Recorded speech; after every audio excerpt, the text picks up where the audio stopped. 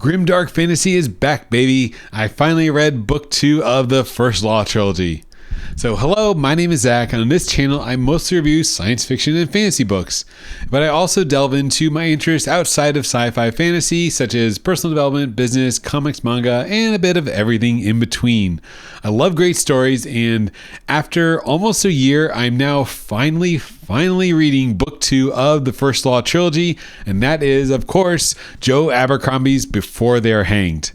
So I read book 1 of the First Law, The Blade Itself, almost a year ago to the day. So I read it on vacation, and I'm not sure if it's the setting or just the mood I was in, but it really didn't blow me away. So there's heaps and heaps of praise out there for the First Law trilogy.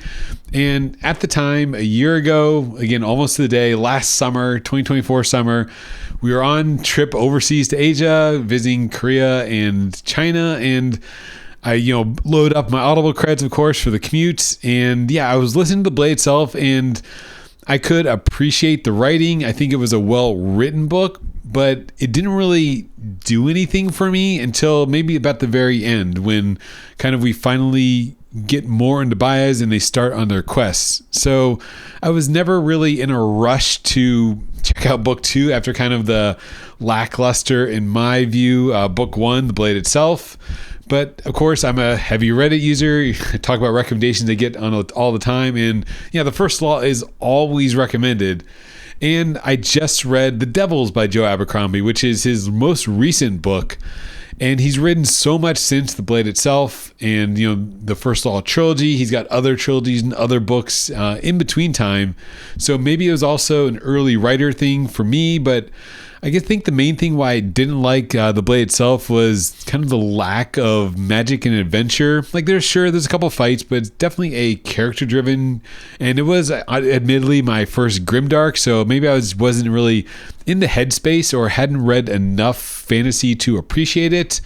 I mean, I've read multiple times Lord of the Rings, definitely an all-timer for me. And the fact that it kind of subverts those, it was like, okay, is he doing this just to be different? But I didn't really see the appeal. So get that out of there. But now book 2, so I really enjoyed The Devils. And I kind of at this point in my reading or rereading journey, I really appreciated for kind of the wit and humor and just Abercrombie's writing style, where he would have a character do something, but then also reveal what the character was kind of thinking internally.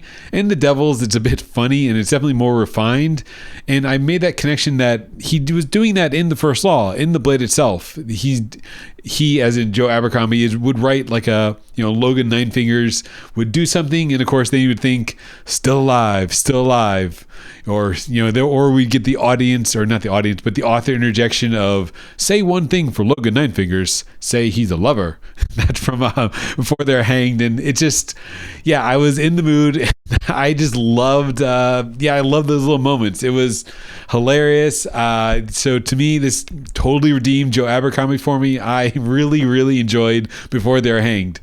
Also more because now it's on the journey. So the first book was a lot of setup, and everyone loves Glokta, and I didn't really like Glokta in the first book. Again, maybe I've never read Song of Ice and Fire. Now I've watched Game of Thrones TV, but I've never read the books, which is, it's kind of in that genre. But I've read, as I mentioned, Lord of the Rings, and I can kind of see the parallels, like a Lord of the Rings style, getting the band together. Now they're on the journey and then subverting some of these tropes and these ideas of the quest.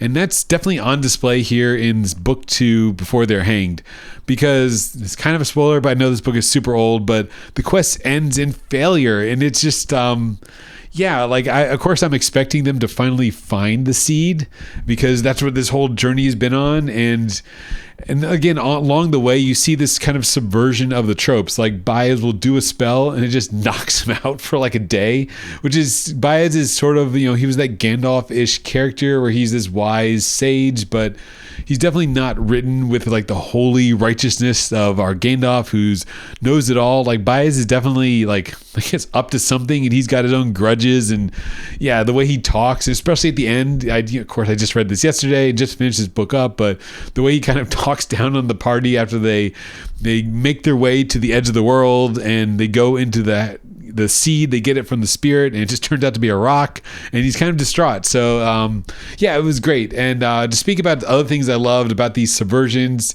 the writing style, now I appreciate it more, maybe in the second novel, and just getting more exposed.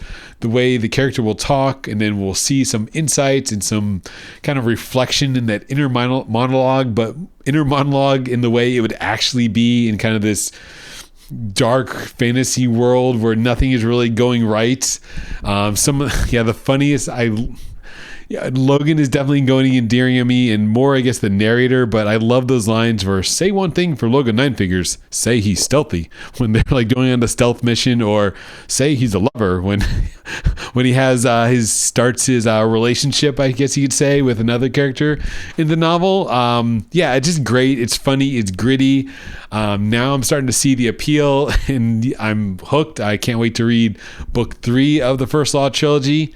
So I love the characters, love the journey, I love the dynamics. Some of the plot lines, I guess, again, Glokta, I'm going to talk about that briefly because everyone loves him. And the first novel, I was like, okay, he's a torturer. I don't see the big deal. I guess he's kind of this tragic character because he's disfigured, and he has his background that led him to be that, and he's just put in the situation. But here in the second novel, we really see Glokta, I guess, to me, come into his own, because he's on this savior mission to defend the city, and he's making these deals, and he ends up defending it better than apparently his superiors thought. And then he gets, at the end of the novel, he's now trapped into this deal with the devil because he made a deal with the banking system to get the funds to defend the city, and now they're calling in this investigation. So I'm slowly warming up to Glokta. I didn't really see the hype in the first novel, but he's warming up to me.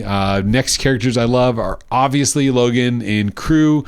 Baez is easily my favorite. He's my favorite in the first novel, and I loved his character. I love wizards and magic in general, so I loved his subverted wizard, fatherly Gandalf figure who's angry. And lastly, what I really, really loved, and I think this novel does way better than the first one, The Blade itself, is the world building. So we're given so many glimpses into what brought the Magi down, because Baez is the first of the Magi, and we're told this, but we never really, maybe there are hints of it in the first novel, but never really told much about the second of the Magi and the rest of the crew, this Magi crew, like why are there no more wizards around? Why is Baez the only one? And yeah, we're these like campfire tales on this journey, like this middle book journey to the edge of the world.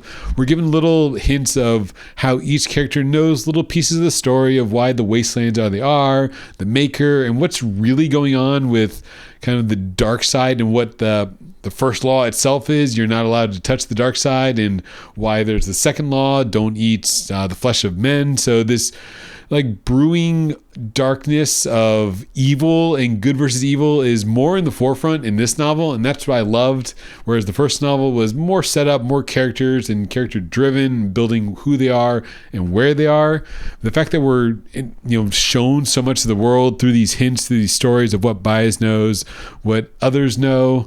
Yeah, it was really great. I love the world building and really appreciated the writing style and how it's told.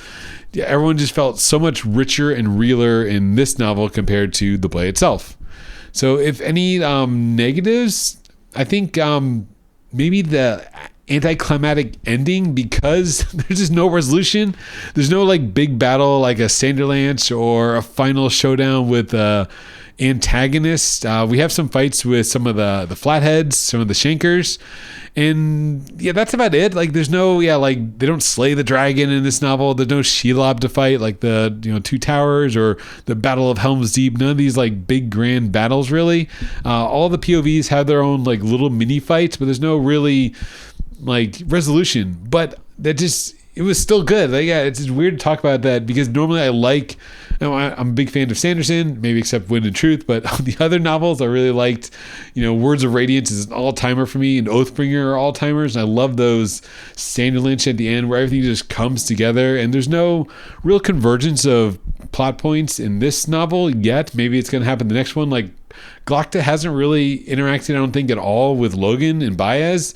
Like, they're adjacent in the world, and I kept feeling that, aren't they going to cross somehow? Like, isn't like Baez and Logan, like, aren't they going to meet Glock anytime? But Glock is just always doing his own thing. And some of the other characters like Colonel White, Giselle, they're kind of like crossover a bit, but some of them don't meet. So it's a little just different. Yeah, it's not, maybe it's not good or bad, just different compared to standard fantasy tropes. Like another one I recently had, like Furies of Calderon, which was not great in my opinion because it was very boilerplate standard fantasy hero's journey, and this is not at all Blade itself. First Law trilogy. This is not like Farm Boy to Hero. This is not Randall Thor at all.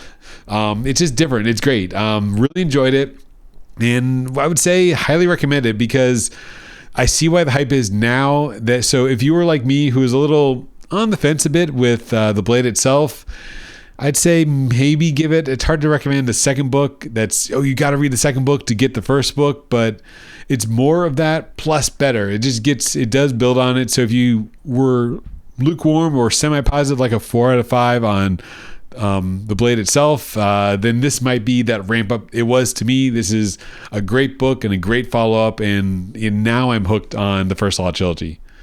So thanks for watching this review of Joe Abercrombie's book 2 of the First Law trilogy, Before They're Hanged. Say one thing about Zach, say he will do a YouTube review of it. So thanks for watching and have a great day.